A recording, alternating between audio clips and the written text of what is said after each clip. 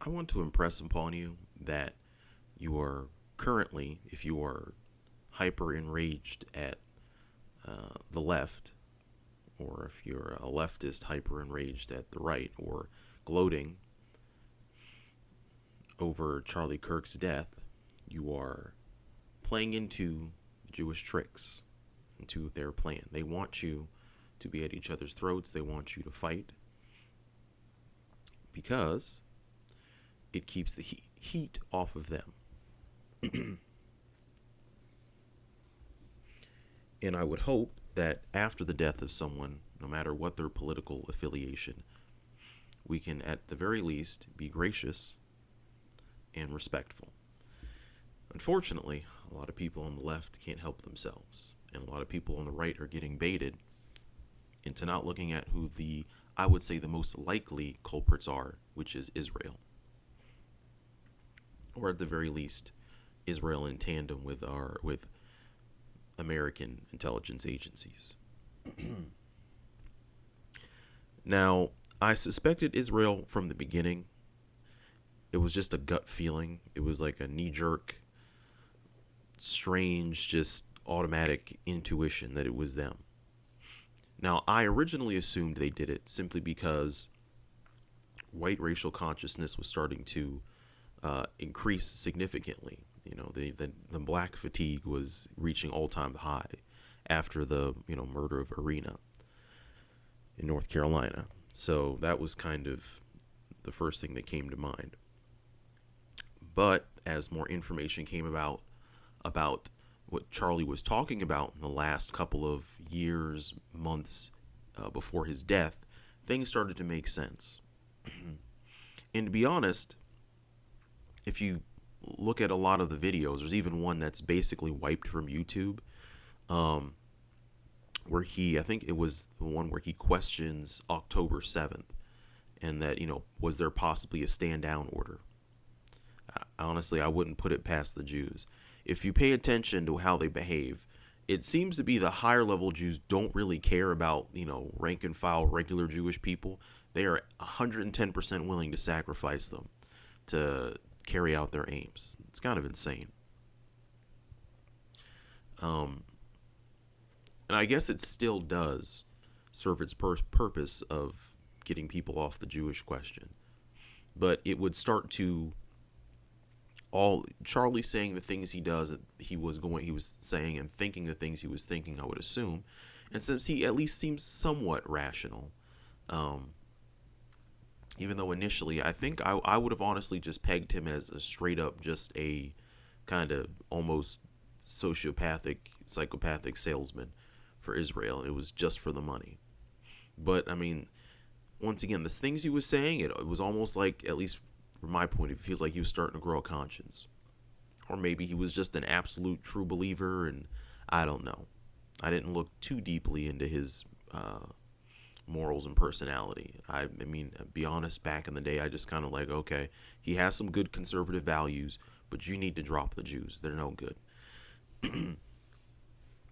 But I think the threat to them was that basically, since, most organizations, especially Jewish ones, so Marxists and whatnot, always want to get to the people young. So if we have a major, conservative organization that primarily targets young people, particularly college-aged, if they were at least allowed to be skeptical of Israel within a conservative framework, that would create a lot of issues for them. And I would say, honestly, it's fairly American to be skeptical of, having to run around and, I guess, support foreign nations for what exactly? Especially considering the fact that they have been spying on us for decades. But back on topic. But no, that would create problems for them. Less money, less weapons, less influence. And when those people, young people, start, controlling the reins of government, when the Jews come knocking to the door, we need $7 billion and 5,000 missiles. And we just say why or no, that's going to be an issue for them. That's also why, personally, if things do get to the point where we're basically done with Israel, Do not be surprised if the same option actually happens. They start flying nukes everywhere, including to the USA. You need to know. I would honestly, if we get to that point, I'm saying this right now, you need to have some kind of plan to survive nuclear fallout. You need to know where your nearest shelters are. If you are not near a shelter, you might want to consider the likelihood of where you're at, getting blasted and how far you are from the original explosion or blast zone. Because it seems to be at least the distance from the actual blast is kind of one of the most important parts. Then you can worry about the shelter and the shielding and all that stuff. But be ready, have a bug out bag. I'm just saying this off rip. Because if the Overton window shifts enough, and if the people's impression of Israel shifts enough to where we're done with them, do not be surprised if they start flying nukes everywhere. Just be ready. I mean, we're already seeing the cracks in their narrative control. They are desperate. I think that's part of the reason why they did kill Charlie Kirk. It wasn't just because he was expendable enough. And, it's because they're scared. And you got Bibi Netanyahu looking a little shook when people ask him about, did Israel plot Charlie Kirk's death? I'd say yes. And then I guess we'll go with the official, quote unquote, official story. Is the other suspect, which would be Tyler Robinson, or typically the left or leftists. And motive would just generally be, they don't like Charlie Kirk, yada, yada, yada, typical stuff. You could figure it out yourself. But I would generally say the stronger case can be made for Israel. Now, the crime itself, it occurred at Utah Valley University in Orem, Utah. The shot was fired 12:32 p.m. local time. And the things that don't make sense about this is that the fact that the culprit escaped had two people act as distractions on the ground. One was apparently a Jewish man who apparently was also involved in, what was it? Was it 9/11? If I'm correct? It's kind of insane. And it's just strange. Two things that have likely Israeli involvement has the exact same guy show up twice. Very strange. Very strange. Also, he was recently arrested for possession of child porn. And the Jews really aren't beating the allegations. I really would like to see those numbers of how many pedophiles per capita are Jews. I'd like to see those numbers, because I have some suspicions. I have some beliefs.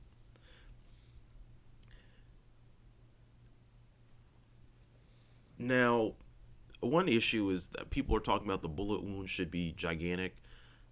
I don't know. Based on what I'm seeing, based on what I saw, and then based on kind of some videos I saw with, ballistic jelly from that distance with the same type of ammunition, it makes sense. It makes sense.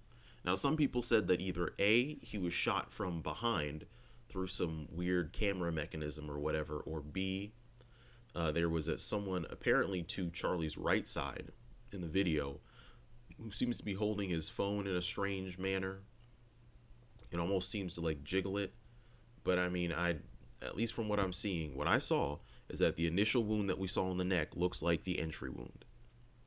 I mean, I could be wrong, but once again, I don't know when we're going to actually get an autopsy report, if ever. Will it be public?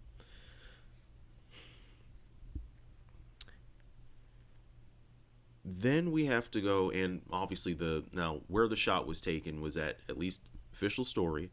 The shooter was prone, fired from the top of the Losee building, Lossee, Losee. I couldn't get a proper pronunciation in time. And it was about, what was the distance? Yeah, so it was a .30-06 caliber ammunition from a Mauser 98, and it was fired at 142 yards or 130 meters away.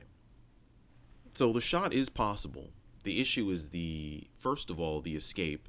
Second, why would he disassemble the firearm, put it back together, and then it just makes no sense. And then there's the detail of him. What is it? I think he changed his clothes partway through, or he got to the roof, changed his clothes, and then left. Like, that doesn't make sense. And on the videos I've seen, there's apparently a guy with a long shirt and jeans. And then there's a second part of that video with a guy running in shorts. But I don't know if it's the same individual as the perpetrator. Like the videos I've seen, that's what you say, but that doesn't make sense.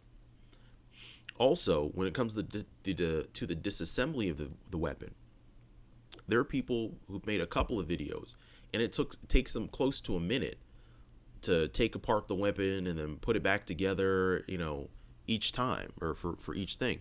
So it doesn't make sense. Now, the people saying that there wasn't a gun in the video where he jumps off the roof, it looks like he's carrying a rifle bag.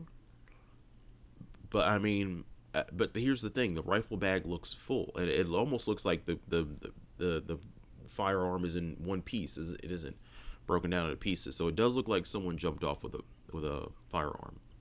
Now, here's the thing: let's say all the details are correct. Tyler Robinson did in fact shoot Charlie Kirk, and he's not a patsy. Honestly, I would say more than likely we've got Israel's fingerprints all over it. I mean, if there are a bunch of mentally ill people that the FBI and other agencies know about, I mean, and Israel seems to have connections to the CIA, wouldn't they just be like, well, we're just going to activate one of these guys and and get him to do it, with the cover story of, yes, he was, or the rationale that, yes, he was a leftist. That was that individual's cause to incite him to do that, but he was pushed into doing it, and it just so happened to align with Israel's interests. So I mean, there's a couple of different ways you could chop this up, but I'm gonna have to say I think this does seem like there's Israel's fingerprints on it all over this. Also, and the sickening part is that they're going, well, Charlie was a friend of Israel and blah blah blah, and I'm just like, no, like that's kind of sick. And then you've got Ben Shapiro basically running TPUSA, and it's probably going to die a horrible death, just like the Daily Wire is. No one really wants. There's no demand for kosher conservatism. It's waning. You may have retarded boomers falling for that shit and very naive young people, but no one wants it. So at the end of the day, I don't think you should buy it's just the leftist story. Because all it is just going to fuel more violence in America. The left needs to be dealt with, yes. Antifa should have been designated a terrorist organization years ago. But don't take your eye off of Israel. Don't take your eye off the ball. I've been Jarrell. Over and out.